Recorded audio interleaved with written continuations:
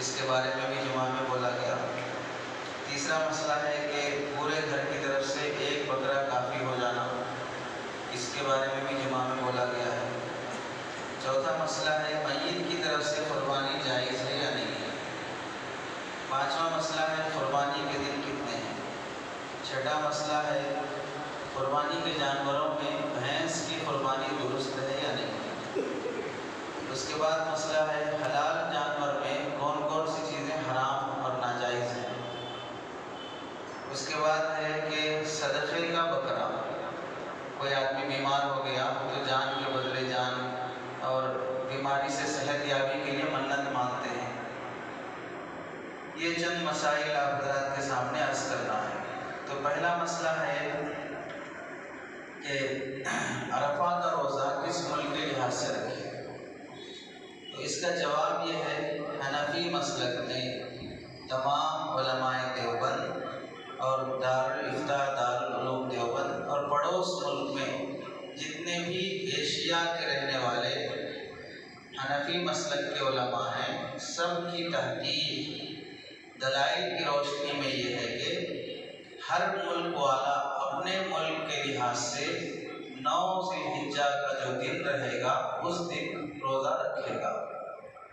वैसे तो पूरे अशरे की फजीलत है, चाँद देखने के बाद से लेकर ईद के दिन तक 9 रोज़े रखने की फजीलत है। 9 रोज़े रखेगा तो उसमें 9वां जो रोज़ा रहेगा 9 ज़िलहिज्जा का, उस रोज़े की ख़ास तौर से फजीलत है, वो सवाब भी उसे मिल जाएगा। तो हम रमज़ान के महीने में जो रोज़े रखते हैं, इंडिया का चाँद देखकर रोज़े शुरू करते हैं। यहाँ इंडिया में चाँद देखकर रोज़े ख़त्म करते हैं। बकरीद की ईद जो हम करते हैं, यहाँ ईद का चाँद देख के करते हैं। रमज़ान की ईद करते हैं, वो यहाँ ईद का चाँद देख के करते हैं। हर महीना जो 12 महीने में से मुहर्रम, सफ़र, रबीउल अव्वल, रबीउल सानी जो भी महीने शुरू होते हैं, हम हिंदुस्तान में चाँद देखते हैं। चाँद देखने के बाद महीना शुरू हुआ तो हमारी तारीख इस्लामी शुरू होती है। किसी में हम सऊदिया के चाँद को देखकर फॉलो नहीं करते, किसी में हम सऊदिया के चाँद को देखकर फॉलो नहीं करते। आज 7 ज़िलहिज्जा है, आज 7 ज़िलहिज्जा है और सऊदिया में आज 8 ज़िलहिज्जा है। सऊदिया में आज 8 ज़िलहिज्जा है। हम यहाँ 7 ज़िलहिज्जा क्यों कह रहे हैं? क्योंकि हम सब यहाँ चाँद देखे, हमको एक दिन बाद चाँद देखा तो उसके लिहाज से हमारी तारीख आज 7 ज़िलहिज्जा है। सऊदिया में एक दिन पहले दिखा, इसलिए वहाँ की तारीख आज 8 ज़िलहिज्जा है। तो जब ये 7 ज़िलहिज्जा है, उसके बाद कल फिर 8 ज़िलहिज्जा, परसों मंगल 9 ज़िलहिज्जा। तो हम ये जो दिन चल रहे हैं हमारे यहाँ के मुल्क के लिहाज से हम चल रहे हैं। तो जैसे रमज़ान में, ईद में, दूसरे मसाइल में अपने मुल्क के लिहाज से चाँद देखकर हम रोज़े रखना छोड़ना करते हैं, इसी तरह 9 ज़िलहिज्जा में भी अपने मुल्क की तारीख का लिहाज करेंगे और यहाँ के हिसाब से चाँद रोज़ा रखेंगे। अपने मुल्क के लिहाज से चाँद देखते रोज़ा छोड़ते हैं, चाँद देखकर रोज़ा रखते हैं। 9 ज़िलहिज्जा का रोज़ा भी अपने मुल्क के लिहाज से रहेगा। दूसरी बात, नमाज के जो औकात हैं वो औकात हमारे इंडिया के लिहाज से हम फॉलो करते हैं या सऊदिया के लिहाज से फॉलो करते हैं? किस लिहाज से करते हैं?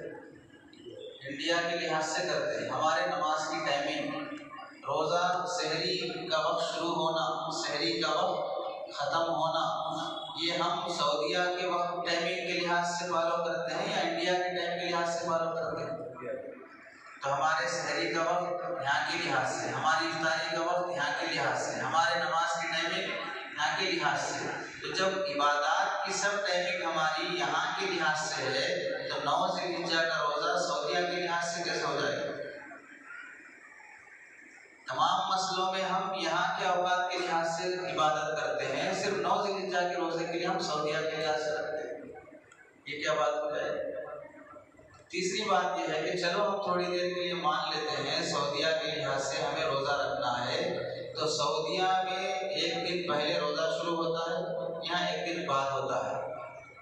एक दिन पहले होता है, एक दिन बाद होता है। तो सऊदीया के लिहाज से हम रोज़ा शुरू करेंगे, सहरी इफ्तारी हम सऊदीया के लिहाज से करेंगे या इंडिया के लिहाज से करेंगे? सऊदी के दिन के हिसाब से हमको रोज़ा रखना है, तो सऊदी के दिन की तारीख के हिसाब से रोज़ा शुरू करना है। तो सहरी भी किसके वक्त के लिहाज से करना? सऊदी के वक्त के लिहाज से हम इफ्तारी करना और उसी के वक्त के लिहाज से हम सहरी करना। और वहाँ को यहाँ को 2.5 घंटे का फर्क है। तो 2.5 घंटे का फर्क है, या तो 8:30 बजे नाश्ता कर ले कि रोजे की नियत करना, या नहीं तो रात में 8:30 बजे इफ्तारी करना। या तो इधर पहले होना या तो उधर देर से होना। तो और ये रोजे का टाइम हमारे मुल्क के लिहाज से नहीं होता। और 5वीं बात यह है कि सऊदी के में तारीख और चांद यहाँ से एक दिन पहले शुरू होता है। लीबिया, ट्यूनिस, मराकश और चंद ममालिक ऐसे हैं जहाँ पर चांद सऊदीया से पहले दिखता है। आज यहाँ पर 7 ज़िलहिज्जा है, सऊदीया में 8 ज़िलहिज्जा है, लीबिया, ट्यूनिस, मराकश में 9 ज़िलहिज्जा है। वो एक दिन आगे है सऊदीया से भी। जब वो एक दिन आगे है सऊदीया से भी, वो लोग अगर रोज़ा रखना है तो किस मुल्क की तारीख का लिहाज करना है?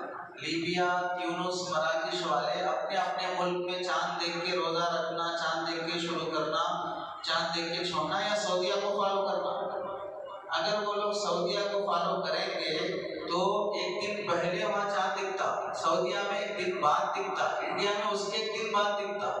तो फिर जिस दिन सऊदीया में 9 ज़िलहिज्जा रहेगा, लीबिया, ट्यूनिस, मराकश में 10 ज़िलहिज्जा रहेगा। और 10 ज़िलहिज्जा उनके मुल्क का ईद का दिन है, और ईद के दिन रोज़ा रखना हराम है, नाजायज़ है। तो अब वो 9 ज़िलहिज्जा का रोज़ा रखने के लिए सऊदीया को फॉलो करेंगे। सऊदीया में तो 9 ज़िलहिज्जा है, लेकिन उनके मुल्क में 10 ज़िलहिज्जा है, और 10 ज़िलहिज्जा को आदमी रोज़ा रखना हराम है। तो फिर वो रोज़ा रखना या छोड़ना? जाहिर सी बात है, रोज़ा नहीं रखना है। तो वो 9 ज़िलहिज्जा का रोज़ा जो अरफा का रोज़ा कहलाता है, वो फिर जिंदगी में कब रखेगा वो आदमी? तो उस मुल्क के तमाम उन ममालिक के लोगों को रोजे की तौफीक ही नहीं होगी 9 ज़िलहिज्जा की। तो उनसे रोज़ा साबित कर देने के बजाय ये कहना बेहतर है कि आप सऊदीया को फॉलो नहीं कर सकते, आप अपने मुल्क के लिहाज से रोज़ा रखो। तो जब वो लोग अपने मुल्क के लिहाज से रोज़ा रखेंगे तो फिर हम भी अपने मुल्क के लिहाज से रोज़ा रखेंगे। सऊदीया को तारीख के लिहाज से फॉलो नहीं किया जाएगा। और ऐसे अरफा का दिन एक ही होता है पूरी दुनिया में, जहाँ पर हाजी मैदान अरफा में जमा होते हैं। लेकिन 9 ज़िलहिज्जा की जो तारीख होती है वो हर मुल्क के लिहाज से अलग अलग तारीख होती है। तो अरफा के दिन का भी रोज़ा, उसकी भी फजीलत है, 9 ज़िलहिज्जा का रोज़ा, उसकी भी फजीलत है। तो जिसे मैदान अरफा में ठहरने का मौका मिले, हाजी बनकर जाए, वहाँ रोज़ा भी अगर रख लेता है तो उसे अरफा की फजीलत भी मिलेगी। 9 ज़िलहिज्जा में अगर रोज़ा रख लेता है ताकत होने पर तो उसे 9 ज़िलहिज्जा की भी फजीलत मिलेगी। हम लोग चूँकि अरफा में नहीं हैं, हम अपने अपने मुल्क में हैं, तो हमको अरफा की फजीलत नहीं मिलेगी, अलबत्ता 9 ज़िलहिज्जा के रोज़े की फजीलत मिलेगी। इसलिए हर मुल्क वाला अपने मुल्क की तारीख के लिहाज से रोज़ा रखेगा। बेहतर यह है कि 8 ज़िलहिज्जा का भी रख ले, 9 ज़िलहिज्जा का भी रख ले, अपने मुल्क के लिहाज से भी हो जाता। और जो लोग वो बोलते हैं कि भाई वहाँ क्यों फॉलो करना है, उनके हिसाब से भी हो जाता। लेकिन वही को फॉलो करना और जो अपने मुल्क के हिसाब से रखते हैं वो गलत करते हैं, ये बोलना दुरुस्त नहीं है। ये था पहला मसला। दूसरा मसला है कुर्बानी सुन्नत है या वाजिब है। तो इसे हम जुमा में तफसील से बता दिए कि कुर्बानी हनफी मसलक में वाजिब है और बाकी दूसरे मसलकों में सुन्नत मुअक्कदा है। और सुन्नत मुअक्कदा के बारे में ये बात है कि अमल के वास्ते वाजिब पर अमल करना जिस तरह ज़रूरी है, ऐसे ही सुन्नत मुअक्कदा पर अमल करना भी ज़रूरी है।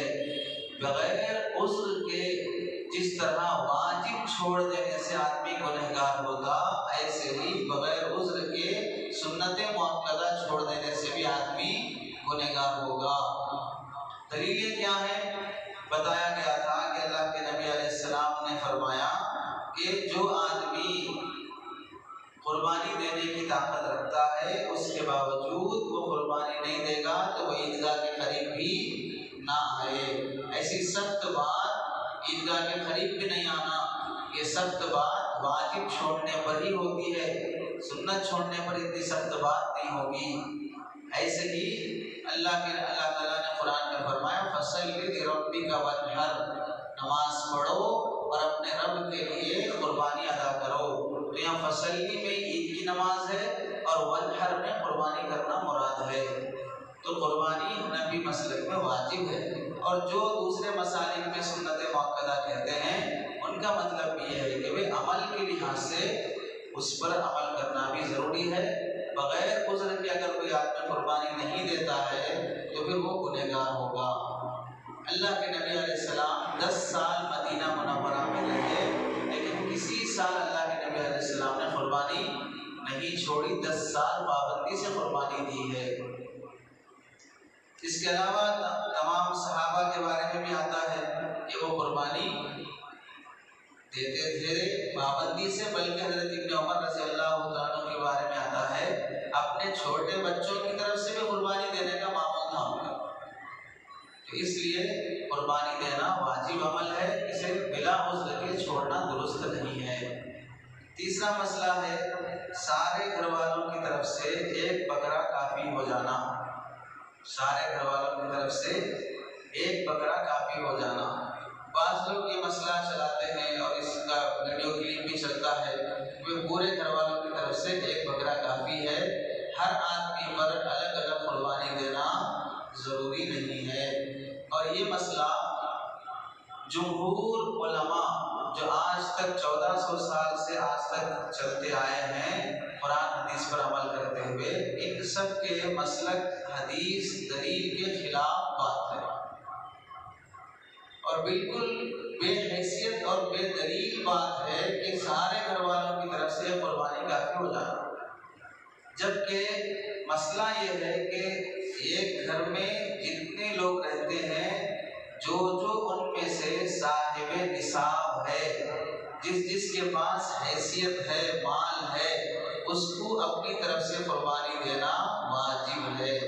पूरे घर की तरफ से एक आदमी की कुर्बानी काफ़ी ही नहीं बल्कि दुरुस्त ही नहीं होगी। दलील क्या है? दलील ये है कि अल्लाह के नबी अलैहिस्सलाम सुलह हुदैबिया के मौके पर 1400 सहाबा सुलह हुदैबिया के मौके पर जब उम्रे के लिए गए तो उस मौके पर उम्रा करने नहीं दिया गया। तो उम्रे से पहले एहराम से निकलना है तो आदमी दम दे के निकलना पड़ता है। तो दम दे के निकलने के लिए हज़रत जाबिर रज़ियल्लाहु ताला फरमाते हैं हम लोग 1400 आदमी थे। तो अल्लाह के नबी अलैहिस्सलाम फरमाए कि बड़े जानवर में, मुस्लिम शरीफ की रिवायत है, हज़रत जाबिर फरमाते हैं कुन्ना अस्हाबुल हुदैबियती, हम हुदैबिया के जो सहाबा थे 1400 थे। अल्लाह के नबी अलैहिस्सलाम ने फरमाया नश्तरी का फिल इबली वल बकरी कुल्लु सबअतिन मिन्ना फी बुदनतिन, कि हम एक बड़े जानवर में 7 आदमी शरीक हो जाएं। बड़े जानवर में 7 आदमी शरीक हो जाएं। बुदना कहते हैं बड़ा जानवर, यानी बैल है, गाय है, ऊंट है, इसे कहते हैं बुदना। तो 7 आदमी मिलके एक जानवर ज़बह कर दो अपनी तरफ से। 7 आदमी मिलके एक आदमी जानवर ज़बह कर दो। तो इसके अलावा तकरीबन 8 से 10 सहाबा की हदीसें हैं कि भाई बड़े जानवर में 7 आदमी शरीक हो सकते, उससे ज़्यादा नहीं शरीक हो सकते। एक बात हो गई, बड़े जानवर में 7, उससे ज़्यादा नहीं, ये हदीस में साफ लिखा हुआ है। अब इधर बाज़ लोग जो बात करते हैं कि सारे घर वालों की तरफ से एक बकरी काफ़ी है, सारे घर वालों की तरफ से एक बकरी काफ़ी है। अब सारे घर में कौन कौन आते? बीवी, उसके बच्चे। अब इस ज़माने में तो हम दो हमारे दो की बात चल रही है, लेकिन पहले ज़माने में एक के 12 भी होते थे, एक के 8 भी होते थे। अब वो एक घर में 8 आदमी हैं, 10 आदमी हैं, 12 आदमी हैं, सबकी तरफ से एक बकरी काफ़ी हो जाएगी। तो अब सोचो, अल्लाह के नबी अलैहिस्सलाम बड़े जानवर में 7, बस उससे ज़्यादा नहीं। इधर ये बात बोली जा रही है कि सारे घर वालों की तरफ से एक बकरी काफ़ी है। अब सारे घर में मिसाल के तौर पे 10 आदमी हैं, 10 आदमियों की तरफ से एक बकरी काफ़ी है। तो बकरी 10 आदमियों की तरफ से कुर्बान हो सकती है, लेकिन बड़ा जानवर 7 आदमी की तरफ से छोटा, उससे ज़्यादा नहीं होता। समझ में आ रही? जब बकरी छोटा जानवर पूरे घर की तरफ से काफी हो जाने की बात की जा रही है, तो बड़ा जानवर कितने लोगों की तरफ से होना? पूरे खानदान की तरफ से तो होना कम से कम, पूरे गांव की तरफ से भी नहीं हुआ। लेकिन बड़े जानवर में बात है कि साथ ही रहना, उससे ज्यादा नहीं। अलबत्ता बकरी में पूरा खानदान, पूरा घर आ जा सकता है। तो ये खुद नहीं समझ में आने वाली बात है कि अल्लाह के नबी जब बड़े जानवर की हद मुतय्यन कर दी है कि इसमें 7, उससे ज्यादा नहीं, तो फिर छोटा जानवर उससे कम रहता, उससे कम कितना रहता? उसे दूसरी हदीस में हज़रत इब्न अब्बास रज़ियल्लाहु तआला अन्हुमा फरमाते हैं, अल्लाह एक सहाबी अल्लाह के नबी के पास आकर पूछने लगे, या रसूल अल्लाह, कि मेरे ज़िम्मे एक बड़ा जानवर कुर्बानी करना वाजिब हो गया, लेकिन मेरे को मार्केट में बड़ा जानवर नहीं मिल रहा है, तो मैं क्या करूं? तो अल्लाह के नबी अलैहिस्सलाम ने फरमाया, बड़े जानवर की जगह 7 बकरियां ले लो और वो 7 बकरियां ज़बह कर दो। तो इसमें क्या मालूम हुआ? बड़े जानवर में 7 हिस्से होते, वो बड़ा जानवर नहीं मिला तो क्या करना? 7 बकरियां लेना। तो यहाँ एक बकरी क्या हो रही है? एक हिस्से के बराबर हो रही है। तो बड़े जानवर में 7 आदमी शरीक होते और यहाँ 7 बकरियां 7 हिस्सों के बराबर हो रही हैं, तो फिर एक बकरी में कितने आदमी होते? एक ही आदमी होता है। तो अल्लाह के नबी वहां पर ये नहीं बोले कि भाई तुम्हारे को बड़ा जानवर नहीं मिल रहा है तो छोटा जानवर भी पूरे घर की तरफ से काफी हो जाता है, ये लेके ज़बह कर दो, ऐसा नहीं फरमाया। उनसे फरमाया 7 बकरियां लेकर तुम ज़बह करो।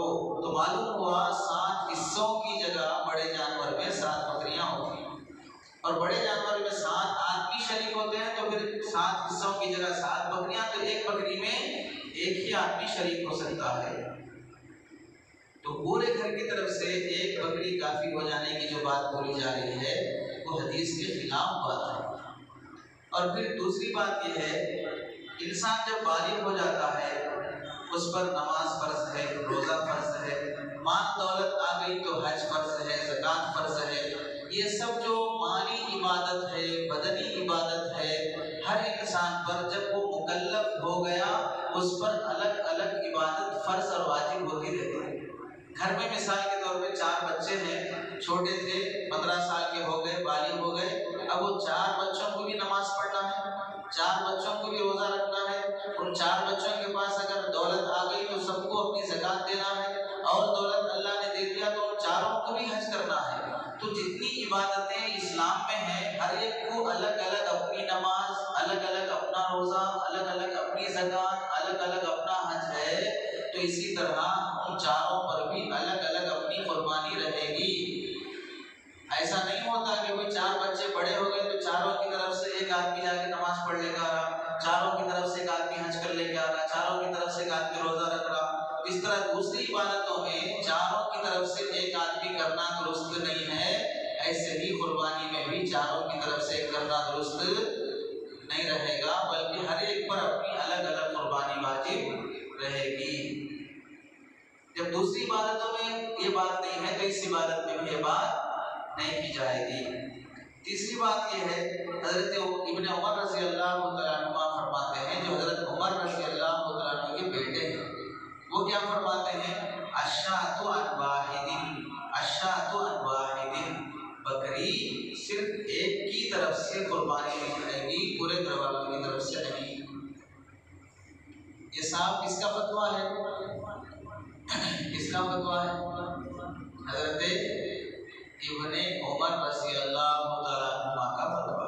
बकरी एक की तरफ से काफी होगी, उससे ज्यादा नहीं। अश्शातु अन वाहिदिन, बकरी एक की तरफ से होगी। इसके अलावा अल्लाह के नबी अलैहिस्सलाम के सहाबा के बाद ताबईन में से हज़रत अब्दुल्ला इब्ने मुबारक रहमतुल्लाह अलैह बड़े ताबईन में से हैं, ये फरमाते हैं कि क़ाल बाज़ु अहलिल इल्मी ला तुज़िउ शातु इल्ला अन नफ्सिन वाहिदतिन, हुवा क़ौल इब्न मुबारक व ग़ैरुहु मिन अहलिल इल्म। इमाम तिरमिज़ी तस्दीक फरमाते हैं कि बहुत बड़े बड़े उलमा का एक फतवा है कि बकरी सिर्फ एक की तरफ से काफ़ी होगी, एक से ज़्यादा की तरफ से काफ़ी नहीं होगी। चौथी बात यह है कि सबसे छोटा जानवर जो कुर्बानी में दिया जा सकता है वो है बकरी, उससे नीचे नहीं। मुर्गी की कुर्बानी दुरुस्त नहीं होती, अंडे की कुर्बानी दुरुस्त नहीं होती, सबसे छोटा जानवर बकरी है। बाज़ लोगों के पास मुर्गी की भी दुरुस्त है, अंडे की भी दुरुस्त है, आमलेट डालेंगे तो कुर्बानी है, मुर्गी काट के खाए तो कुर्बानी है। लेकिन जुमहूर के नज़दीक बकरी से बकरा बकरी दुम्बे से नीचे उतरने की इजाज़त नहीं। बड़े से बड़ा जानवर ऊँट है, बड़े से बड़ा जानवर ऊँट है। हाथी की कुर्बानी दुरुस्त नहीं होती, जंगली जानवरों की कुर्बानी दुरुस्त नहीं। तो बड़ा जानवर ऊँट है, छोटा जानवर बकरा बकरी है, इससे नीचे नहीं है। तो सबसे बड़ा जानवर ऊँट, ऊँट में 7 आदमी से ज़्यादा शरीक नहीं हो सकते, जो कुर्बानी का बड़ा जानवर है। तो कुर्बानी का सबसे छोटा जानवर, इसमें पूरी फैमिली कैसे शरीक हो जाएगी? कुर्बानी का बड़ा जानवर, कुर्बानी का छोटा जानवर। बड़ा जानवर ऊँट है, छोटा जानवर बकरा बकरी है। तो बड़े जानवर में 7 से ज़्यादा शरीक नहीं हो सकते, तो कुर्बानी के छोटे जानवर में पूरी फैमिली कैसे शरीक हो सकती है? इस वास्ते पूरे घर की तरफ से कुर्बानी अगर कोई देता है तो इस सूरत में किसी की तरफ से कुर्बानी नहीं होगी। सब जो वाजिब जिम्मा जिन पर है सब गुनहगार होंगे, और बाद में सबके जिम्मे एक एक बकरी के बराबर कीमत सदका करना वाजिब रहेगा। अब बात लोग ये बोलते हैं कि अल्लाह के नबी अलैहिस्सलाम ने सारी उम्मत की तरफ से और अपने घर वालों की तरफ से एक बकरा ज़बह किया है, हदीस में है, बिल्कुल हदीस में है कि अल्लाह के नबी अलैहिस्सलाम ने अपनी तरफ से, अपने घर वालों की तरफ से और सारी उम्मत की तरफ से कुर्बानी दी है, एक दुम्बा कुर्बानी दी है। अब इस हदीस में क्या है देखिए, अपनी तरफ से, अपने घर वालों की तरफ से और फिर सारी उम्मत की तरफ से एक दुम्बा ज़बह किए हैं, ये हदीस है।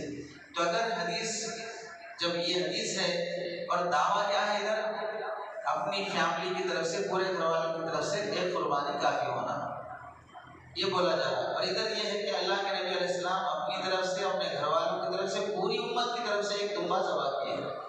तो एक घर वालों की तरफ से, सारे घर वालों की तरफ से एक बकरी जब काफ़ी है, तो हदीस तो क्या बोल रही है, सारी उम्मत की तरफ से एक बकरी काफ़ी है बोलकर हदीस बोल रही है। तो फिर क्या बोलना चाहिए, हदीस पर अमल करना है तो सारी उम्मत की तरफ से एक दुम्बा काफ़ी है, हर आदमी को अपनी अपनी तरफ से कुर्बानी देने की ज़रूरत नहीं रहेगी। इस वास्ते पूरी दुनिया में जितने करोड़ों मुसलमान रहते हैं, सब लोगों की तरफ से एक इमाम हरम एक दुम्बा वहाँ पर ज़बह कर दें, बाकी पूरी दुनिया के करोड़ों मुसलमानों पर से कुर्बानी का जिम्मा साबित हो जाएगा। ये बोलना चाहिए अगर हदीस पर अमल करना है, और हदीस बोल रही हो। लेकिन जाहिर सी बात है, दुनिया का कोई अक्लमंद क्या बेवकूफ़ भी ये बात नहीं बोलता कोई सारी उम्मत की तरफ से। लेकिन हदीस में तो क्या मतलब हदीस का? हदीस का मतलब वो लेना जो मुहद्दिसीन लिए, हदीस का मतलब वो लेना जो फुक़हा लिए, हदीस का मतलब वो लेना जो सहाबा लिए। तो हदीस का क्या मतलब है? हदीस का मतलब समझने के लिए दो बातें समझो। पहली बात क्या है, एक है वाजिब कुर्बानी, दूसरी है नफिल कुर्बानी। वाजिब कुर्बानी के लिए शराइत है, बालिग होना शर्त है, मुसलमान होना शर्त है, इतना माल होना शर्त है कि उससे आदमी को ज़रूरत नहीं रहना। इस ज़माने के लिहाज से 35 से 40 हज़ार किसी के पास है, एक्स्ट्रा रखे हुए हैं, यूज़ में नहीं आ रहे हैं, तो उस पर कुर्बानी वाजिब होती है। छोटे बच्चे पे कुर्बानी वाजिब नहीं, गरीब आदमी पे कुर्बानी वाजिब नहीं, और जिस जो बच्चा के पास पैसा है लेकिन उन्हें बालिग नहीं है, नाबालिग बच्चा है, उसके पास पैसा है लेकिन नाबालिग है, तो कुर्बानी वाजिब। नाबालिग के ऊपर कोई इबादत वाजिब नहीं होती बालिग होने से पहले। तो वाजिब कुर्बानी के लिए शरीयत में कुछ शराइत रखे हैं, नफिल कुर्बानी के लिए शराइत नहीं है। छोटे बच्चे की तरफ से भी दे सकते, गरीब आदमी भी दे सकता, तो नफिल कुर्बानी के लिए शराइत नहीं, वाजिब कुर्बानी के लिए शराइत है। तो जो शराइत वाजिब कुर्बानी के लिए हैं उसमें ये भी शर्त है कि एक दुम्बा एक ही की तरफ से होगा, ज्यादा की तरफ से नहीं हो सकता। ये किसके लिए है? वाजिब कुर्बानी के लिए। नफिल कुर्बानी के लिए एक दुम्बा एक की तरफ से नहीं बल्कि सबकी तरफ से भी आप दे सकते हैं।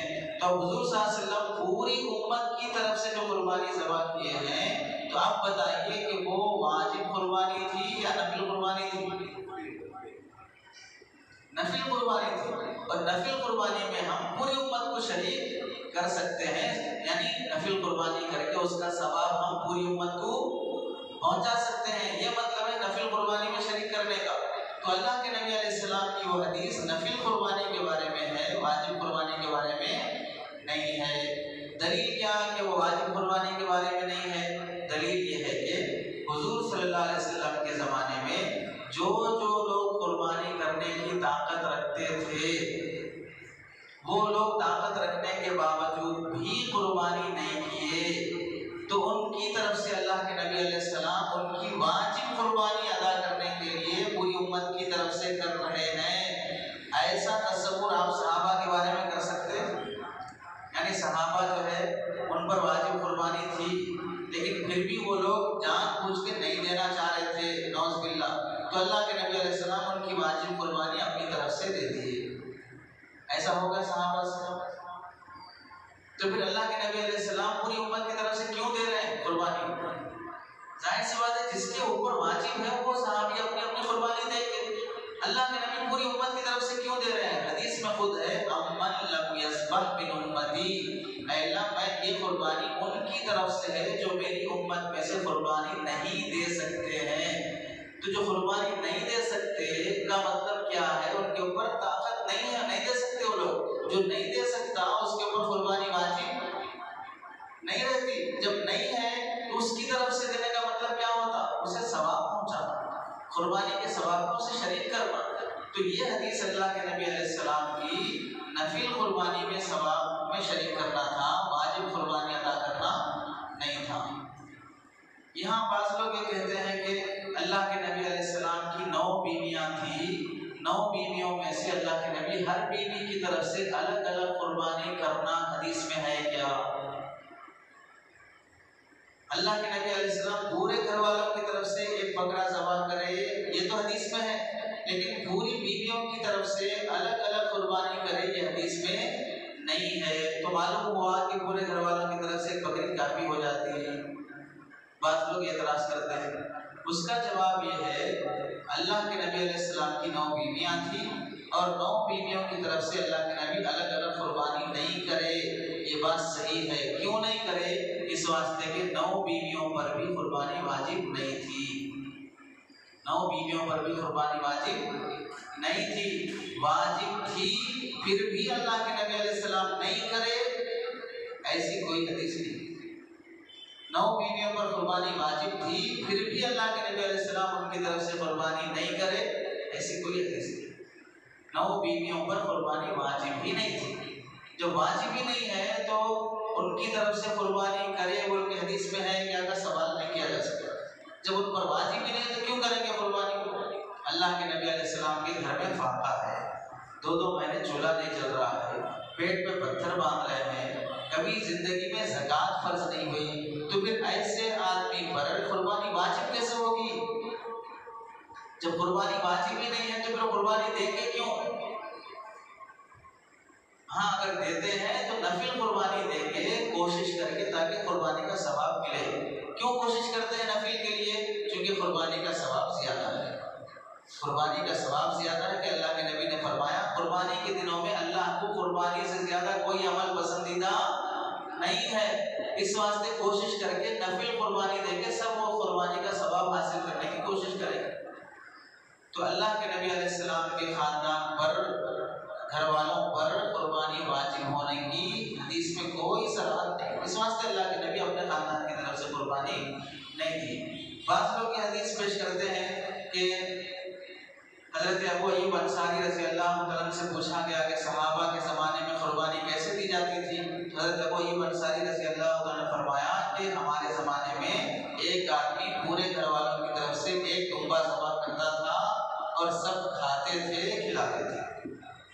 सब उसे खाते थे और खिलाते थे। तो इस हदीस में क्या है, पूरे घर वालों की तरफ से एक दुम्बा ज़बह करने की बात है। तो इस हदीस में भी जो एक दुम्बा सारे घर वालों की तरफ से ज़बह करने की बात है, वो भी नफिल कुर्बानी की है, सवाब में शरीक करने की है, वाजिब कुर्बानी की बात नहीं है। क्यों? इस वास्ते के सहाबा के ज़माने में गुर्बत थी, फाका था। उस ज़माने में वाजिब कुर्बानी अदा करने के लिए सब पर कुर्बानी वाजिब ही नहीं होती थी।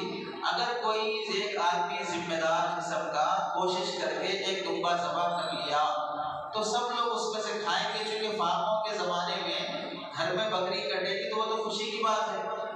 अब जैसे समझिए, मिसाल से आपके घर में अगर कोई मेहमान आए तो आप घर में बकरा काट के उसकी मेहमान नवाजी करते हैं या मार्केट से गोश्त ला के मेहमान नवाजी करते हैं? क्या करते हैं? मार्केट से गोश्त ला के मेहमान नवाजी करते हैं। अगर किसी घर में मेहमान आने पर बकरा ज़बह करके मेहमान नवाजी की जाए तो उस दिन घर में खुशी होगी या नहीं होगी? बच्चों को सारे बच्चे क्या बोलेंगे, हमारे घर में बकरा कटा, हमारे घर में बकरा कटा। एक मिसाल। दूसरी मिसाल, 5 लोगों की आदत होती है बड़े जानवर में हिस्सा लेने की, बकरा ज़बह करने की ताकत नहीं होती। 10-12 हज़ार रुपये बकरा, 15,000 रुपये बकरा है, हिस्सा ले लेंगे तो 2-3 हज़ार में काम निकल जाएगा।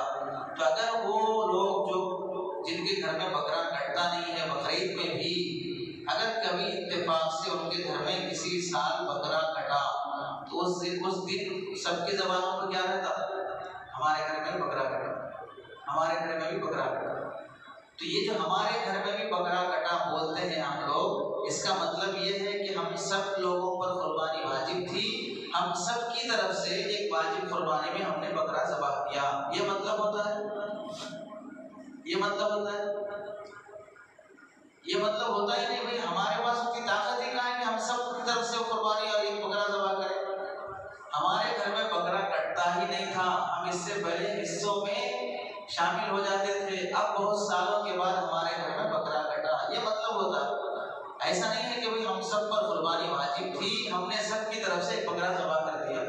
तो ऐसे ही हज़रत अबू अय्यूब अंसारी रज़ियल्लाहु अन्हु जो फरमाए कि सहाबा के ज़माने में एक बकरा ज़बह होता था, तो जाहिर सी बात है वाजिब थी नहीं, कोशिश करके जब एक बकरा ज़बह होता तो उसे बोला जाता था।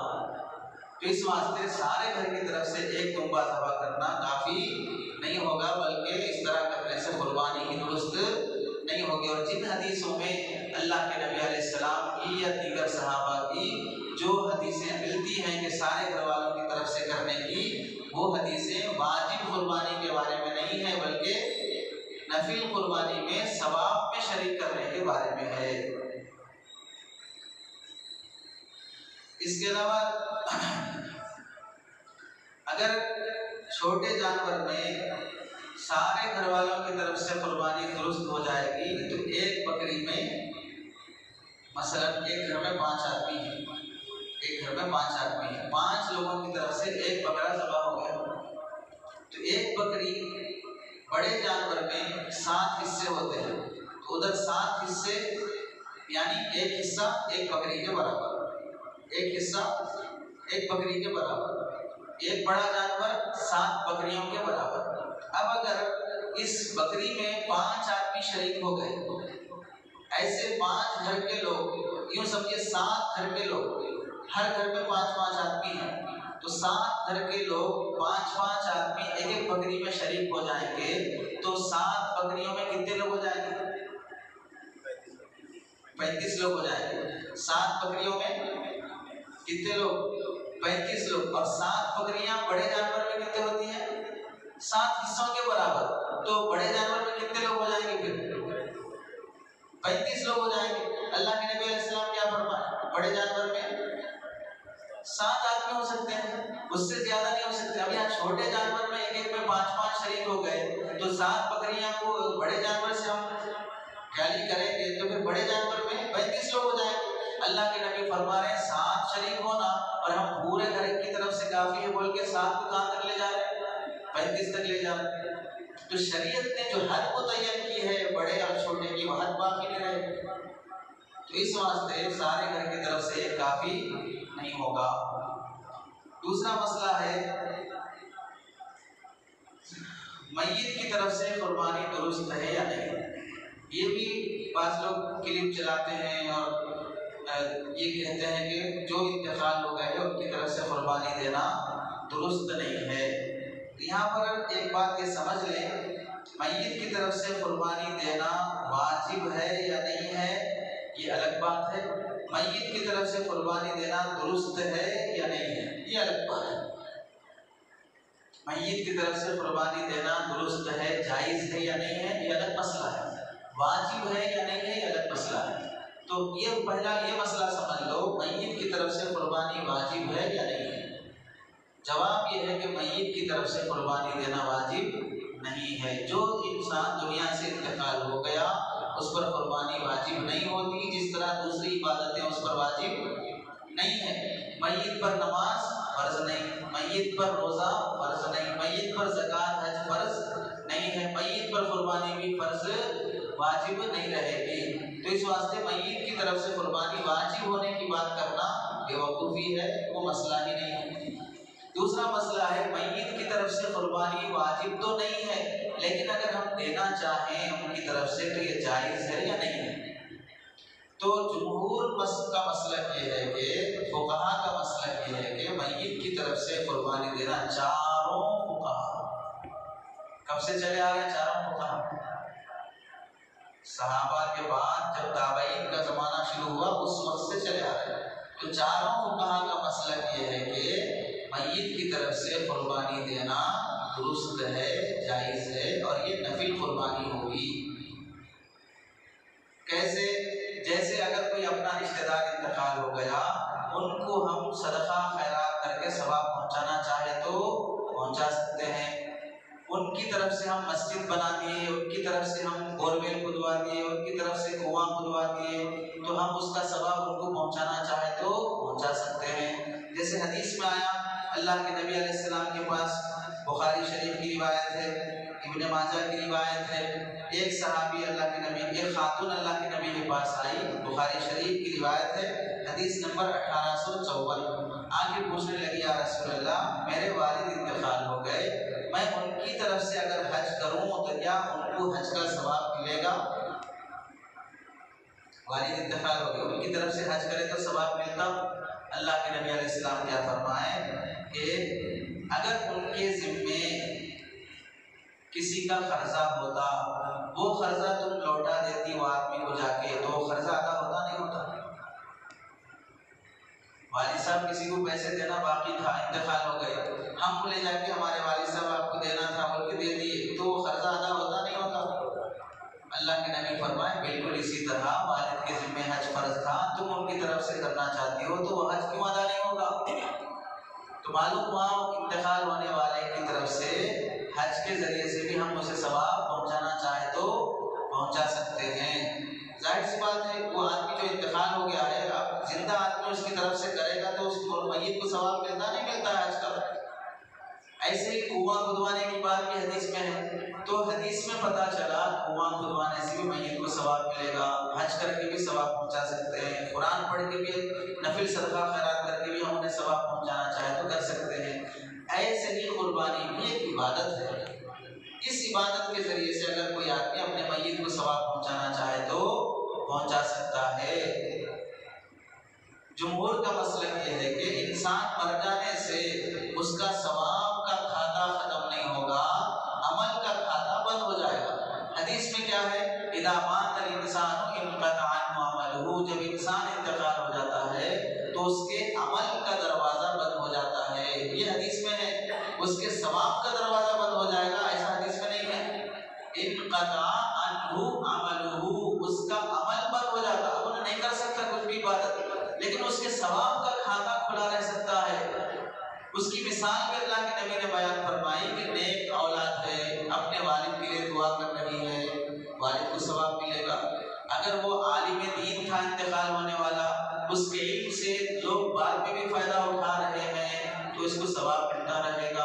उसने कोई सवाब जारिया का काम कर दिया, कुआं खुदवा दिया, मस्जिद बना दिया, लोग वहाँ नमाज पढ़ रहे, उससे फायदा उठा रहे, उससे सवाब पहुँचता रहेगा। तो इंसान मरने के बाद भी सवाब का दरवाजा खुला रहता है। ऐसे ही अगर वो अपने वालिदैन को या मरहूमीन को कुर्बानी करके उसका सवाब पहुंचाना चाहे तो पहुंचा सकता है। हदीस में क्या है देखिए, हजरत अली रज़ी अल्लाह तआला का मामूल ये था कि जब भी कुर्बानी करते थे तो उस वक्त 2 जानवर ज़बह करते थे, 2 जानवर ज़बह करते थे, एक अपनी तरफ से और दूसरा अल्लाह के नबी अलैहिस्सलाम की तरफ से, एक अपनी तरफ से और दूसरा अल्लाह के नबी अलैहिस्सलाम की तरफ से। ये कब करते थे?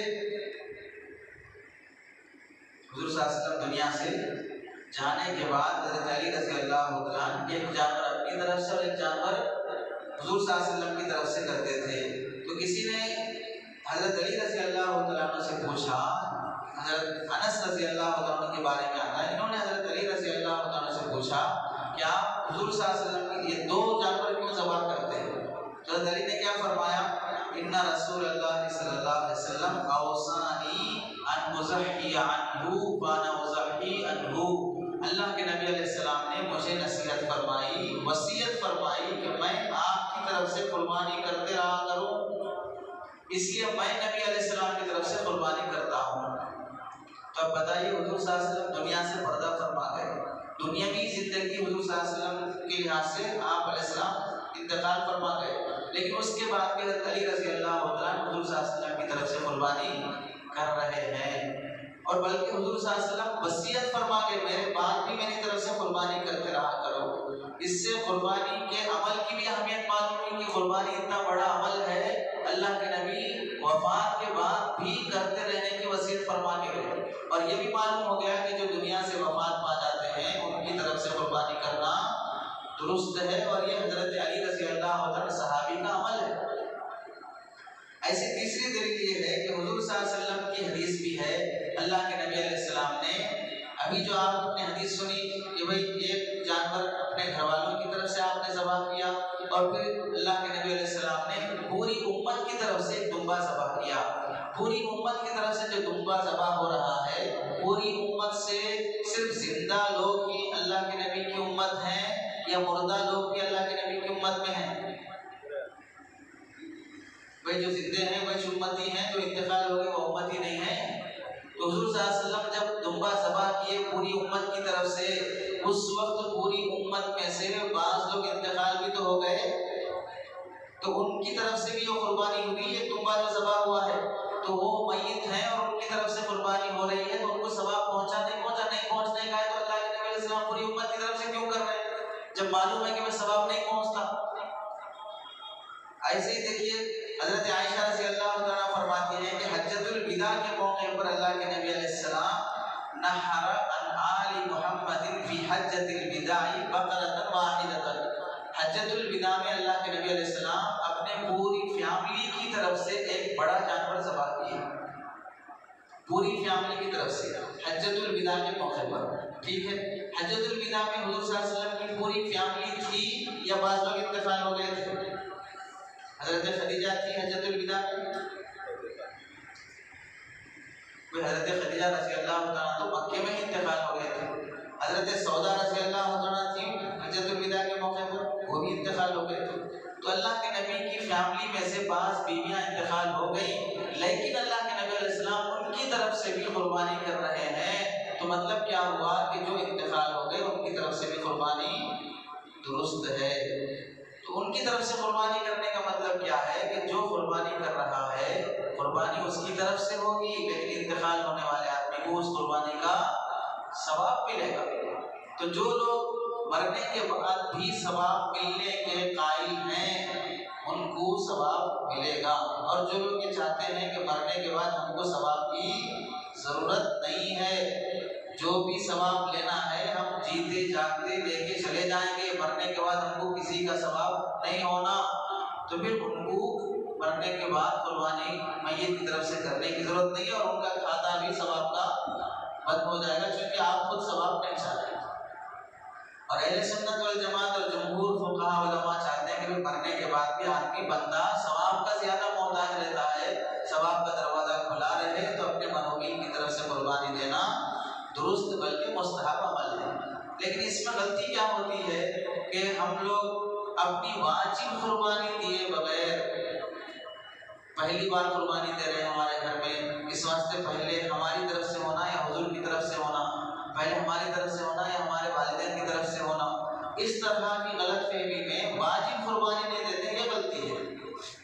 जिसके जिम्मे कुर्बानी वाजिब हो गई पहले वो अदा करे, उसके बाद अल्लाह ने ताकत दी है तो फिर उसके बाद हुजूर सल्लल्लाहु अलैहि वसल्लम की तरफ से, वालिदैन की तरफ से, जो इंतकाल हो गया उनकी तरफ से नफिल कुर्बानी होती है।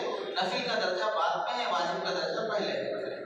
तो पहले अपनी वाजिब कुर्बानी अदा करे, उसके बाद अल्लाह ने ताकत दी तो नफिल कुर्बानी अदा करे। उसके बाद मसला है कुर्बानी के दिन 3 हैं या 4 हैं। कुर्बानी के दिन 3 हैं या 4 हैं। जमहूर का मसला यह है कि कुर्बानी के दिन 3 दिन होते हैं, 4 दिन नहीं है। हदीस में क्या है? जमहूर की जो दलील है, सहाबा में से बास सहाबा की रिवायत, जैसे हज़रत इब्न उमर रज़ी अल्लाह अन्हुमा का फतवा है, सहाबी रसूल है, क्या फरमाते हैं? काना यक़ूल अल अज़हा यौमानी बाद यौमिल अज़हा, कुर्बानी के दिन ईद के बाद 2 दिन तक रहते हैं। कुर्बानी के दिन ईद के बाद तो कुल कितने हो गए?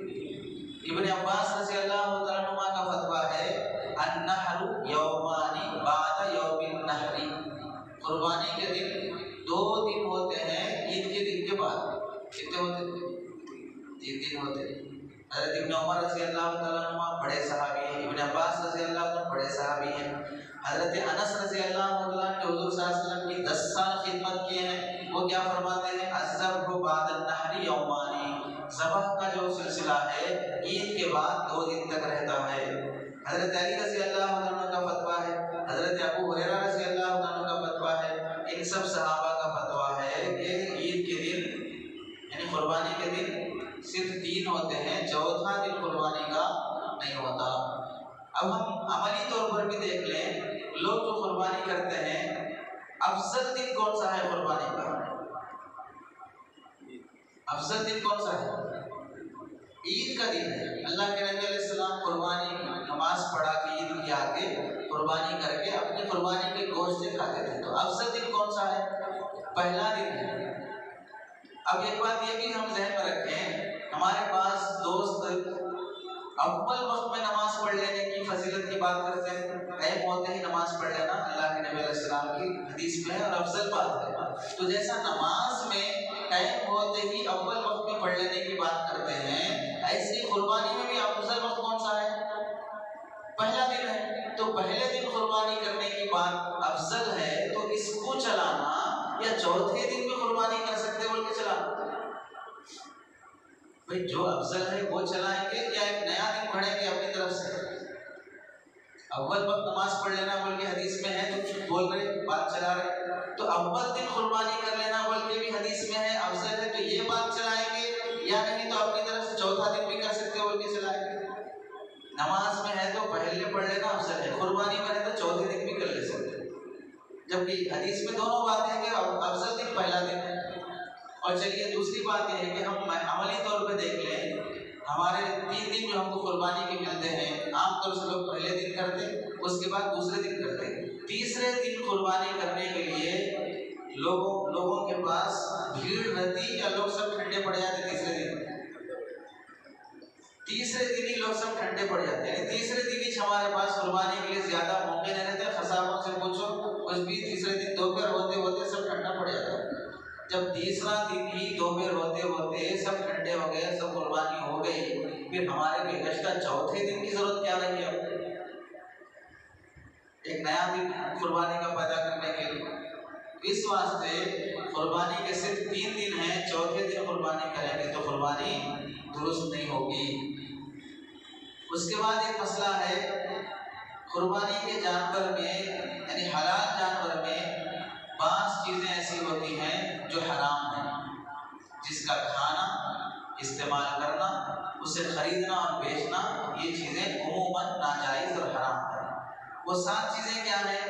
हदीस में हज़रत इब्न अब्बास रज़ी अल्लाह अन्हु, हज़रत इब्न उमर रज़ी अल्लाह अन्हु, ये 2 बड़े सहाबा और हज़रत इमाम मुजाहिद, ये ताबईन में से हैं, ये क्या फरमाते हैं कि अल्लाह के नबी अलैहिस्सलाम ने 7 चीज़ों को पसंद नहीं फरमाया हलाल जानवर में से। क्या क्या है वो 7 चीज़ें? पहली चीज़ है बिद्दा, पहली चीज है, जानवर का जो पित्ता रहता है मीठा रहता है, कड़वा रहता है। अगर वो कट जाए, जानवर के गोश्त मिल जाए तो गोश्त भी कड़वा हो जाता है। तो जाहिर सी बात है, उतनी कड़वी चीज जिससे गोश्त भी कड़वा हो जाए उसे खाना जायज है, आप खा सकते हैं, कौन बोलेंगे? अल्लाह के नबी अलैहिस्सलाम फरमाते नहीं खाना, वो मना है, उससे नुकसान होता है इंसान। तो पित्ता खाना पसंद नहीं फरमाया। दूसरी चीज है मसाना, पेशाब की थैली। इंसान के पेट में भी जो हिस्सा एक गिलाजत का रहता है, एक पेशाब जिसमें जमा रहता है, वो होता है। पेशाब इतनी खतरनाक चीज है कि आप अगर किसी दरख्त के जड़ में भी चंद दिन पेशाब करना शुरू किए, वो दरख्त मरना शुरू हो जाता है। तो वो पेशाब की थैली खाना अल्लाह के नबी अलैहिस्सलाम ने फरमाया पसंद नहीं फरमाया, दुरुस्त नहीं। तीसरी चीज है वदूद। गर्दन की जो हड्डी रहती है, यहाँ पर एक सफेद गूदा रहता है, उसको कहते हैं वदूद, जिसे हराम मांस भी बोलते हैं। ये खाने को भी अल्लाह के नबी ने पसंद नहीं फरमाया।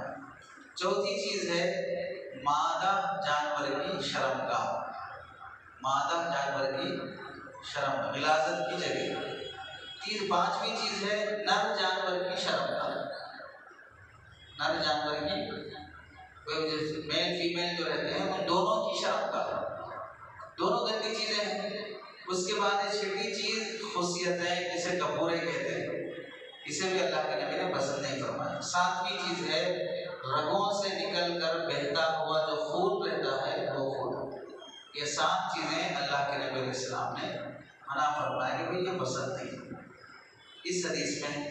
और ये 7 चीजों में से हदीस में बकरी का जिक्र है, लेकिन बकरी का जो जिक्र है वो इत्तेफाकन है, वरना गाय में हो, बैल में हो, ऊंट में हो, किसी में भी हो, ये 7 चीजें नहीं खाना चाहिए। और ये 7 चीजें सिर्फ ये बकरी, ऊंट, गाय, बैल जो जमीन पर रहने वाले जानवर हैं, इनकी मकरूह है। मछली में ये चीजें मकरूह नहीं है।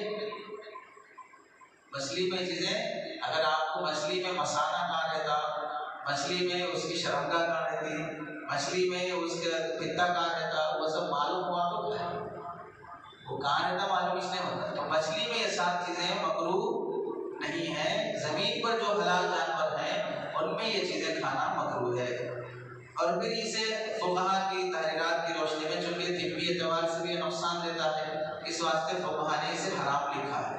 इसे नहीं खाना चाहिए और इसे नहीं बेचना चाहिए। खून बेचना दुरुस्त नहीं है। और ये चीजें बाद लोग कपूरे बेचते हैं, हराम है, नाजायज है, उसका पैसा इस्तेमाल नहीं करना चाहिए।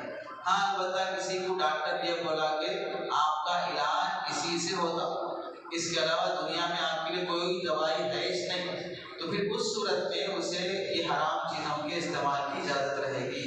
लेकिन डॉक्टर भी डॉक्टर रहना, पागल नहीं रहना। पूरी दुनिया में कहीं तुम्हारे को इलाज नहीं होता, सिर्फ ये हराम चीज़ों से छोटा बोले तो उन्हें कितना रिसर्च करके रहना कि भाई तुम्हारे को सब मालूम इलाज कहाँ, किसी हलाल चीज़ से नहीं होता। खाली तुम्हारे को खून पिए तो शिफा मिलती, या तुम्हारे को पेशाब की थैली खाए तो शिफा मिलती। तो हराम से इलाज करने के लिए पहले हलाल चीज़ों का पूरा रिसर्च हो चुका हो, फिर वो इलाज के लिए बोला हो, तो उसके बाद की बात है।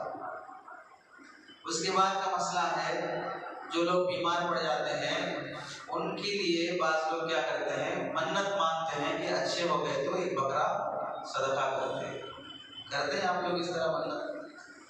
समाज में होता नहीं होता है? नहीं होता है। होता है तो बोलेंगे, नहीं होता है तो इसको बंद कर देंगे। जब होती नहीं उसको बोल के क्या करेंगे? बाज़ लोग मन्नत मांगते हैं बीमार हो गए तो कि इनकी तरफ से बकरा ज़बह करें। तो ये समाज में जो मन्नत मांगने की रस्म है, बकरा बीमार पड़ गया तो इस वास्ते दूसरा बकरा काटने की मन्नत मांग रहे हैं। घर का बकरा बीमार पड़ गया तो मंडी का बकरा काटने की क्या कर रहे हैं, मन्नत मांग रहे हैं। इस तरह की मन्नत में बाज़ लोग क्या करते हैं, काला बकरा काटने की मन्नत मांगते हैं। काले को कुछ अट्रैक्शन है इस घर के बकरे से, इसके अंदर जो काली बला है वो काले बकरे के साथ चले जाते हैं, क्योंकि दोनों काले हैं, इस वास्ते काला बकरे की मन्नत मांगते हैं। और बाज़ लोग क्या करते हैं, मन्नत मानने के बाद वो बकरे को लाके ये घर के बकरे के आस-पास अतराफ से घुमाते हैं और बाज़ मतलब ऐसा भी करते हैं कि वो मंडी का बकरा लाके इस घर के बकरे का हाथ उसके ऊपर फिराते हैं, छूने लगाते हैं। अगर वो छूने की ताकत नहीं है तो कम से कम चाकू छुरी को तो हाथ लगाते हैं, वो भी ताकत नहीं है तो कम से कम उसके सामने वो ज़बह करने लगाते हैं। इससे अकीदा ये रहता कि इससे ये घर के बकरे की बला वो मंडी के बकरे में चले जाते हैं। इस तरह का अकीदा रखकर मन्नत मानना या बकरा ज़बह करना शरअन नाजायज़ और हराम, शरअन नाजायज़ और हराम। क्यों? इस वास्ते के जानवर ज़बह करने की जो बात है, शरीयत जहाँ उसको ज़बह करने की इजाज़त दी और जहाँ उसे इबादत बोली वही ज़बह करना इबादत है, उसके अलावा जगहों पर ज़बह करना इबादत नहीं है। अक़ीक़े में आप ज़बह कर सकते हैं, वलीमा करना है जानवर ज़बह कर सकते हैं, इसी तरह कुर्बानी करना है जानवर ज़बह करना है। हज को गए तो वहाँ पर हाजी कुर्बानी देता है, हज क़िरान हज तमत्तु करने वाला, या हज में कुछ गलती हो गई तो दम वाजिब हो जाता, उसमें आदमी कुर्बानी देना पड़ता। तो जहाँ शरीयत ने ज़बह करने को इबादत कहा है वही ज़बह करना इबादत है, और जहाँ ज़बह करने को इबादत नहीं बोली शरीयत वहाँ ज़बह करना इबादत नहीं है। अब लोग जो ऐसा अकीदा रख लेते ज़बह करने का, गोया वो अल्लाह से ये बोलते हैं, ऐ अल्लाह अगर तू मेरा जान अच्छा कर देगा तो मैं एक बकरे की जान ले लूँगा।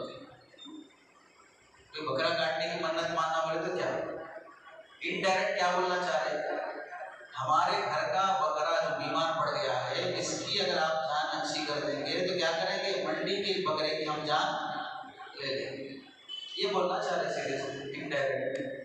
तो जो अपनी जान के लिए दूसरे की जान लेने की मन्नत मान रहा है, और मन्नत मानने के लिए जरूरी होना कि जो भी हम मन्नत मानते हैं वो इबादत रहना, जो इबादत नहीं है उसकी मन्नत मानना दुरुस्त नहीं होता, जो इबादत नहीं है उसकी मन्नत मानना दुरुस्त नहीं होता। और बेमौका जानवर ज़बह करना कोई इबादत नहीं है। कुर्बानी के 3 दिनों में ज़बह करो बोले तब ज़बह करे तो इबादत है। अब अगर कोई लाके बकरा ज़बह कर ले रहा, वो खाने के लिए तो होता लेकिन वो इबादत नहीं होता। और फिर इसमें क्या होता है, लोग बीमार पड़ने पर सदका देना चाहिए, सदक़े से बला मुसीबत दूर होती, लेकिन सदका आम है, पैसे दो, कपड़े दो, चावल दो, सामने वाले को जो ज़रूरत है वो दो, वो सामने वाला उसकी ज़रूरत की चीज़ मिलेगी तो लेगा, ज़रूरत पूरी होगी, वो आपको दुआ देगा, उसकी दुआ की बरकत से आपकी बला टलेगी। लेकिन यहाँ सदका देने के बजाय खास बकरा लाके ज़बह करने की मन्नत मान लेने से क्या होता है, सामने वाला बीमार है, ट्रीटमेंट के लिए दवाई के लिए पैसों की ज़रूरत है, आप उसे गोश्त लाके दे रहे हैं, उसकी ज़रूरत काम से पूरी होगी। अब गरीब आदमी दाल चावल पका के खाने वाला, उसे गोश्त मिलेगा, उसे मसाला कौन लाके देगा? उसके लिए पैसे अगर मिल जाते हैं तो उसकी जगह पर उन्हें 1 महीने का राशन खरीद के खा सकता है। बिला वजह के जबरदस्ती आपको क्या भी जरूरत रहे तो हम जो दे रहे वो खाना, हम आपको गोश्त दे रहे आप गोश्त खाइए। और फिर 10,000 का बकरा खरीद कर मार्केट से लाके ज़बह करने के बाद जब तकसीम करते आधा किलो 2 किलो थोड़ा थोड़ा तो 20-25 लोगों को पहुंचेगा। लेकिन वही 10,000 रुपये अगर आप 10 गरीबों को दो, एक गरीब को 1,000 रुपये मिलेंगे, 1,000 रुपये से 5 गरीब लोगों के घर का किराया निकल सकता है, उनके इलाज के लिए दवाई का इंतजाम हो सकता है, कुछ भी घर की जरूरत का सामान हो सकता है। लेकिन आप 10,000 का बकरा ही काटने पे तुले हुए हैं, तो इसमें ना गरीब का फायदा है, इसमें ना सामने वाले की जरूरत पूरी करना है, सिर्फ अपना मकसद है कि वो बला टलना। और बकरे से बला टलना कौन लिखा है, कौन सी किताब में है? ये मुशरिकीन का अकीदा है। हिंदू क्या अकीदा रखते हैं कि हम हमारी मूर्तियों के सामने बलिदान देंगे, बकरा बलि करेंगे, बलि चढ़ाएंगे, तो उससे क्या होता है, हमारा खुदा हमारा भगवान खुश होता है। तो वो लोग बकरा काटते हैं अपने खुदा को खुश करने के लिए, और उससे हमारे को फायदा होता है। और इधर मुसलमान भी बकरा काट रहा है, मुसीबत दूर होती हो।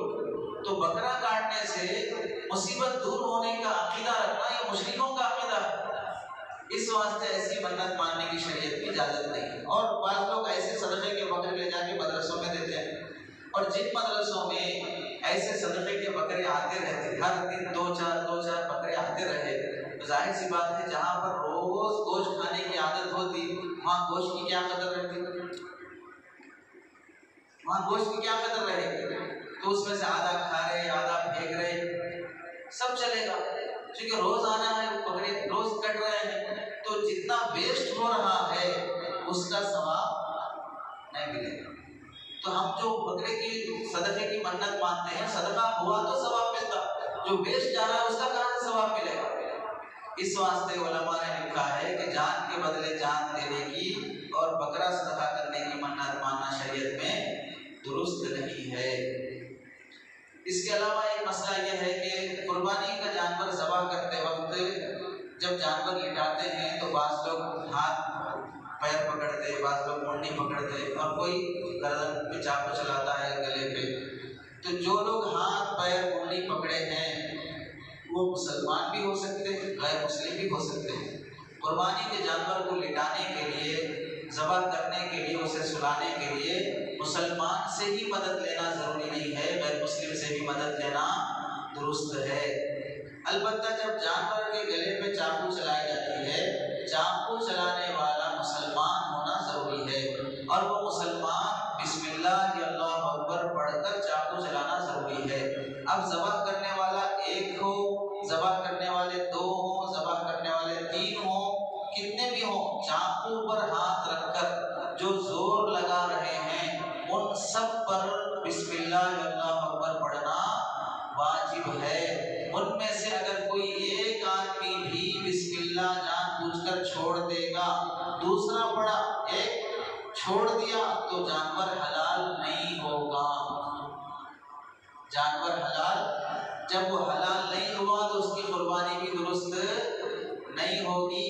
इस वास्ते कुर्बानी के गले पे, जानवर पे जब चाकू चलाते हैं तो कसाई जो हाथ रखता है चलाते वक्त, या कोई दूसरा आदमी साथ दे रहा है, उसको भी लाजिम बोलो कि तुम्हें बिस्मिल्लाह अल्लाह पर पढ़ना जरूरी है। अगर वो नहीं पढ़ता है तो उसे बोलो हाथ मत लगाओ, मैं ज़बह करूँगा, तुम चाकू पे हाथ ना रखो। जानवर ज़बह करते वक्त अगर बच्चा चाकू पे हाथ रख रहा है, खुशी में होता है कि घर में जब जानवर ज़बह करते हैं तो दो चार बच्चे भी आगे साथ देते हैं, तो ये लोग जो साथ देते हैं इन पर बिस्मिल्लाह पढ़ना वाजिब नहीं है, क्योंकि ये हाथ रखते हैं, ज़बह में साथ नहीं देते हैं। बच्चे हाथ तो रखते हो उस पर, लेकिन ज़बह में साथ नहीं देते। ज़बह में साथ देने वाला वो है जो चाकू पे जोर लगाता है, और बच्चे सिर्फ खुशी के लिए हाथ लगाते हैं, वो जोर देने के लिए हाथ नहीं लगाते। इस वास्ते उन पर बिस्मिल्लाह पढ़ना वाजिब नहीं है। ऐसे एक मसला ये है कि जब जानवर ज़बह हो जाता है, अभी वो ठंडा भी नहीं होता, कसाई चाकू लेकर उसकी गर्दन अलग कर देता है, या चाकू से खोदते हुए गर्दन की जो रग है, जो हड्डी है, वो हड्डी हराम मस जहाँ पर रहता है, वदूद जिसे कहते हैं, वहाँ तक उसे खोदना शुरू कर देता है।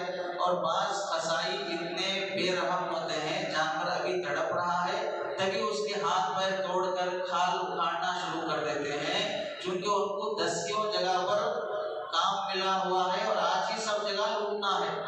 इसलिए इतने जालिम और बेरहम बन जाते हैं कि अभी जानवर की जान निकली नहीं है तभी से उसके हाथ पैर तोड़ना और उसकी खाल निकालना शुरू कर देते हैं। शरीयत में ये चीज़ नापसंदीदा है, दुरुस्त नहीं है, ये जानवर पर जुल्म है।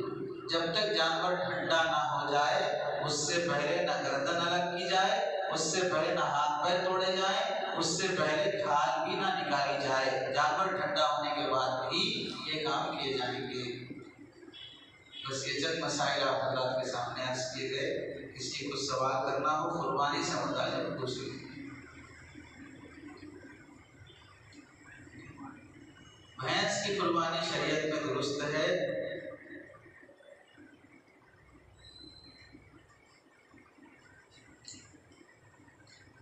शरीयत में जो जानवर हलाल है और वो चौपाया है, 4 पैर वाला जानवर, और वो जंगली ना हो, जैसे हिरन की है, हिरन की कुर्बानी दुरुस्त नहीं होती। आप काट के खाना चाहें गोश्त के लिए वो अलग मसला है, हलाल है, लेकिन कुर्बानी के लिए आप ज़बह करना चाहें नहीं हो सकता।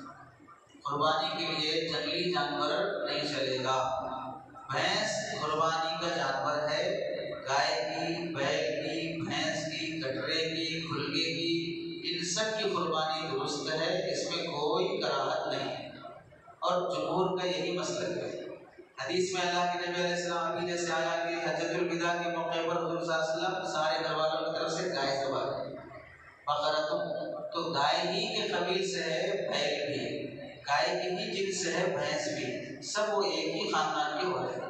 हर एक के लिए अलग अलग लफ्ज़ हदीस में आने की जरूरत नहीं है, तो उसकी कुर्बानी दुरुस्त है। ये जुमहूर अहनाफ का भी मसलक है, सब मसालिक में ये दुरुस्त है, बल्कि हमारे जो हदीस भाई हैं उनके मसलक में भी ये भैंस की कुर्बानी दुरुस्त है। जो उनमें से जाहिल किस्म के लोग हैं, अपने मसलक को भी पूरा नहीं पढ़ते हैं, वो कहते हैं कि नहीं भैंस की कुर्बानी नहीं होती।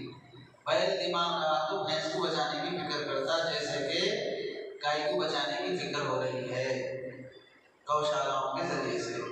इस वास्ते भैंस की कुर्बानी दुरुस्त है। देते नहीं देते, आपको पसंद नहीं पसंद, खाते नहीं खाते, वो आपका मसला है, लेकिन शरीयत का मसला है कि उसकी कुर्बानी जायज़ है।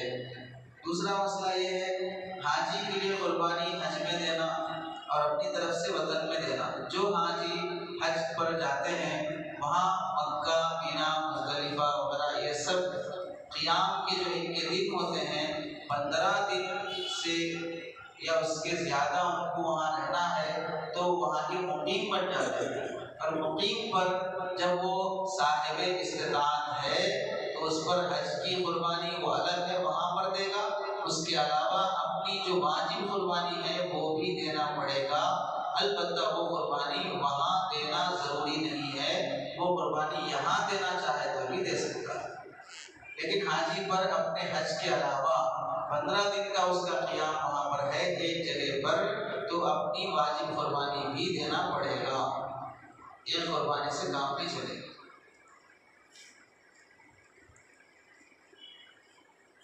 और कुछ पूछना है किसी?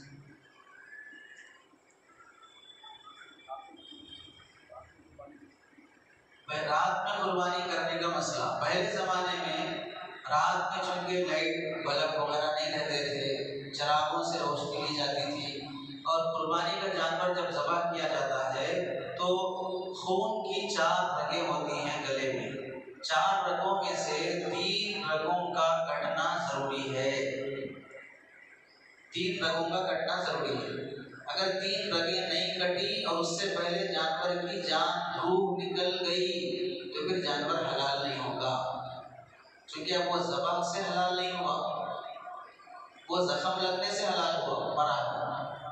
तो इसलिए 3 रगें कम से कम कटना ज़रूरी है। अब अंधेरे में चिराग की रोशनी में वो कटे नहीं कटे आदमी को समझ में नहीं आता। इस वास्ते फुक़हा ने लिखा है कि रात में जब रोशनी सही ना हो तो कुर्बानी ना करे। अब इस ज़माने में चूँकि लाइट अच्छी है, कोई दिन और रात का फ़र्क लाइट की वजह से समझ में नहीं आता, रोशनी अच्छी है और फिर रात में कुर्बानी की जा रही है और 3 रगें कट रही हैं, कोई डाउट की बात नहीं रह गई है, तो रात में कुर्बानी करना भी बिला कराहत जायज़ है। इसमें कोई कुर्बानी के सवाब में कमी भी नहीं आएगी। तो मगरिब होते ही कुर्बानी नहीं करते, बंद कर देते, फिर कल करेंगे। अगर सहूलत है, रोशनी अच्छी है तो रात में भी करना दुरुस्त है। और कुछ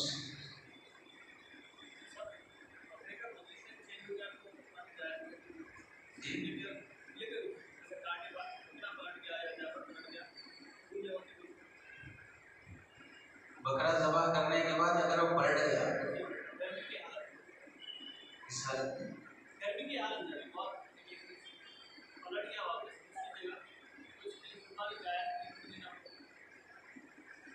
आपका सवाल ये है कि अगर कुर्बानी करते वक्त जानवर ज़बह करने के बाद पलट गया तो उसकी कुर्बानी कबूल नहीं होगी, दोबारा देना पड़ेगा। लेकिन कुर्बानी कबूल होना नहीं होना ये अल्लाह के पास की बात है। कुर्बानी कबूल होना नहीं होना ये अल्लाह के पास की बात है। अगर जानवर सही तरीके से भी ज़बह हुआ लेकिन नीयत अच्छी नहीं है तो भी कबूल नहीं होती। जानवर के पलट जाने से कुर्बानी कबूल होने नहीं होने का ताल्लुक नहीं है। जाहिर सी बात है जिस जानवर के गले पे चाकू चली है उसे दर्द या तकलीफ होती होगी फितरी तौर पे तो पलटियां तो लेगा वो, तो पलटियां लेने से उसे अगर ये समझे भी कबूल नहीं होगी तो मतलब ये हुआ कि वो रोबोट है, काट के सीधा अलग अलग हो जाना, कुछ भी हाथ पैर नहीं हिलाना, उलटना पलटना कुछ भी नहीं करना। इतने फरमा बरदार तो ये 2 पैर के बकरे भी नहीं है, 4 पैर के बकरे कहाँ से इतने फरमा बरदार हो जाएंगे। तो जब चाकू चलेगी तो भाई वो तो पलटियां तो खाएगा ही, तो उसको ये समझ ले कि भाई कबूल नहीं हुई, फिर दोबारा तो फिर वो दोबारा जो काटे उसको भी पलटियां लिया तो फिर दीवार से बाहर तो इस तरह कब तक करते रहेंगे। तो ये अकीदा ही गलत है कि कुर्बानी अगर का जानवर अगर ज़बाह के बाद पलटियां लिया तो कबूल नहीं होगी दोबारा, तो इसका गलत अकीदा है।